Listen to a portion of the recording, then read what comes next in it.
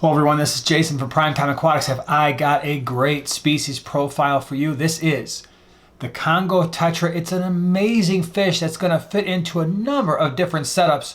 Hope you enjoy the video, and I hope you enjoy this awesome aquascape.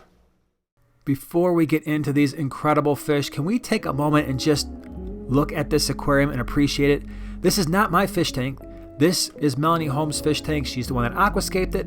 We did a fish room tour of her fish room. I'm going to put that in the upper right hand corner as well as in the description below. I promise you, you will not be disappointed. This is an awesome fish, and we've had these fish forever, but when I saw them in this aquarium, I'm like, this is the tank I need to use to showcase this particular fish. Congo Tetras. Yep, they are amazing. They actually come from Africa, even though they are tetras, and they're found in the Congo River Basin. Now the water there, it's not hard like the Rift Lake cichlids would experience. It doesn't have a really high pH. It actually mimics more of a South or Central American water system, and so the pH there is going to be closer to 7, slightly on the acidic side. The water hardness is going to be a lot less than you'd find in the Rift Lake cichlids, and so in some ways, we kind of keep these fish almost like we would keep other tetras from the other side of the world in South or Central America. Now, these are awesome fish, and I think if you're interested in Congo Tetras, or maybe you just got them and you're trying to figure out how to care for them, well, one, they're pretty easy to care for, and I think what stands out is this amazing color, and look at these fins. Now, these fish are going to grow fairly large for a tetra. They could get up to around 3 inches or so, maybe even a little bit larger. Males get larger than females, and the males tend to show more color, and the fin trailers tend to be longer. And in fact, most of the fish that you're looking at in this aquarium are males. Now, the nice thing, again, both the males and the females do show color, right? And so that's nice, and they are peaceful, as I've already mentioned. So if you're looking for that peaceful schooling fish, this is a great option. Your best bet is to keep them in groups of at least 6 or more. Now, in terms of lifespan, these fish can live up to 5 years. We've had them in our fish room for a long time, and they've been doing great. Now, if you want to figure out what to keep with your Congo Tetras, you've got a lot of options, and I think what a lot of people do is they use this fish as a schooling fish that's going to be mainly active in the middle to upper parts of the aquarium, just like you're seeing throughout this video. But they use this as a schooling fish for some of their cichlids, especially some of the small to medium-sized South and Central American cichlids. So examples, rainbow cichlids and keyhole cichlids, angelfish, we've done that mix before, that worked out really well as sevrums. This can be a very stunning schooling fish for sevrums, crebensis, apistogramma, even though the crebensis are also from Africa. You could do other tetras, so the neon types, maybe do some cherry barbs, gouramis would fit in just wonderfully, like mollies and swordtails. If you need a cleanup crew or a scavenger crew, your cory cats would work out really well on the bottom, as would your bristlenose plecos. I wouldn't put any shrimp with these fish just because in nature they do like to prey on smaller things. Now, one thing to keep in mind, if you are looking for these fish, you can't find them locally, check out Flip Aquatics at flipaquatics.com. Their information is in the description. They are a channel sponsor. They sell outstanding fish. That's why we've partnered with them. So definitely give them a look if you're looking for these guys and can't find them anywhere else. Now, when you're thinking about how you set up a tank, water parameters, temperatures, we like to keep ours between 77 and 80 degrees, but they can go anywhere from 75-ish up to 80. Our tanks are usually on the higher side, so usually somewhere around 79 to 80 degrees. They've been thriving in those temperatures. pH range, they have a fairly wide pH range, anywhere from around 6.5 up to 8.2. We keep ours at a pH of around 8 to 8.2, and they live a long, healthy, colorful, amazing life even at that higher pH. Water hardness, again, for your GH and KH, somewhere between 2 and 15 degrees. For us in our fish room, we're right around 10 degrees on our GH and our KH, and again, they've been thriving around that particular water hardness as well. Now, one thing to keep in mind, and this is true of pretty much all fish, you want to make sure you have a well-cycled tank. So no nitrites, no ammonia, and we're trying to keep our nitrates at around 20 parts per million or less. By the way, if you don't know what a cycled tank is and how to achieve that, check out the video in the upper right-hand corner. I'll put it down in the description as well, and you can learn more about how to properly cycle a tank to keep your fish looking and feeling great. Feeding these fish is a very easy thing to do. I have never found them to be picky eaters. Now, we feed all of our fish North Fin flakes and North Fin pellets, and they pretty much eat all of it. Whether it's the community flake, the cichlid flake, the kelp flake, the krill flake, they love it all. And we also like to feed them the smaller pellets, like the 1 millimeter pellets. They tend to float for a very short time, then they start to sink, and as they do, these fish just gobble them up. They would love some frozen brine shrimp as well.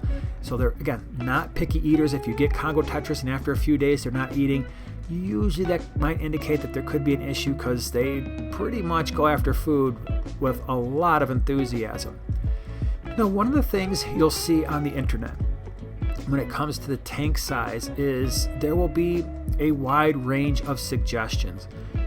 Now, again, I'm using a few things to determine the aquarium size, proper aquarium size. One, we want to keep these fish in groups. The larger, the more you have, the better. We generally say 6 is a minimum, but we like to keep ours 8, 10, 12, maybe even 14 in an aquarium, and that really gets them showing off. Like in this particular aquarium, what is there, maybe 10 or 12 or something like that? But and this is a 70 gallon, by the way, that you're looking at. But that's what really is a striking thing when you see that happening. So my recommendation would be have at least a 3-foot tank. That could be most of the 40 gallon breeders are 3 feet.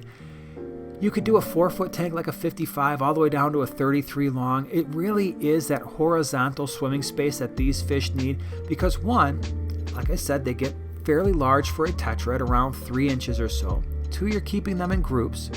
And 3, they can be active at times, and so you want to give them that horizontal swimming space that they need. And so a lot of the smaller tanks, like the 20 gallons, they don't quite give them the space they need to really be a Congo Tetra. Now, when it comes to decorating your tank, this is the reason why I picked this particular aquarium, because you got to have it just like this. No, I'm just kidding. This is awesome, but it doesn't have to be this elaborate. I would, however, try to add structure like the wood that you're seeing here, or rocks. They love plants. Live plants would be beneficial. Fake plants, if you don't want to worry about live plants, it's just not something you're into. But you could see here that they really show off around that structure and around the plants, and it's a really nice contrast. So if you can do that, if you can add some wood and some rocks and some plants, they're really going to appreciate that. For your substrate, the only consideration really is what color do you want your fish to look like. If you've got a darker substrate with a darker background, they're going to tend to show darker colors. They're going to show off more of that blue. If you've got a lighter substrate and a lighter background, they might appear a little bit more pale. But now what you see in this aquarium is we've got a lighter substrate but a dark background, and they're showing a fantastic balance of color. Again, another reason why I wanted to showcase this particular aquarium. They really do have some awesome color. Now, if you're interested in breeding this fish, these fish breed like a lot of other tetras. They're going to be egg scatterers. You're going to want to get them a little bit closer to their ideal temperature, somewhere around 76, 77 degrees. The water hardness should be in the low single digits. pH would be better if it was below 7, somewhere around 6.5 to 7. Now, because they are going to scatter the eggs, generally what happens is when people breed these, they put a pair in at least a 10, if not a 20 gallon. They let them scatter their eggs. They pull the adults out. And then when the fry hatch, they're not being eaten by the adults, because these adults will try to eat some of the fry if they see them. Now, they can have really large spawns, and so keep that in mind. It's not uncommon for them to lay hundreds of eggs. And so once you have that tank with either a spawning mop or a bunch of Java moss in the aquarium, it's going to take a little bit longer for these particular eggs to hatch compared to other types of tetras. And so you might be looking at 5 to 7 days instead of that typical 1, 2, 3 day time period. Then you're going to want to feed them infusoria. They tend to grow pretty fast, especially compared to other tetras, so they should be able to take live baby brine after a few days, if not maybe a week or so. And they're really awesome fish. So again, if you're looking at Congo Tetras, I can't state this strongly enough. Give them a try. These colors are unparalleled. It's a fish that you are going to absolutely notice from across the room. The way they show off is really, really cool. And again, it's nice because they're a larger tetra. They're peaceful. and you can keep them with some of those medium-sized South and Central American cichlids, provided that they are not going to be fin nippers, right? And that's the one thing. When you've got these awesome fins, you don't want to be adding fish that are going to take bites out of their fins, or even like most of your barbs. That's probably not a great idea either, because you just want them to develop these awesome fin trailers. So again, if you're looking for tank mates, check out the description below. We'll have a lot more information for you there. Check out that fish room tour I did. You'll see a lot more cool tanks. Really appreciate you being here, and we'll see you in the next one.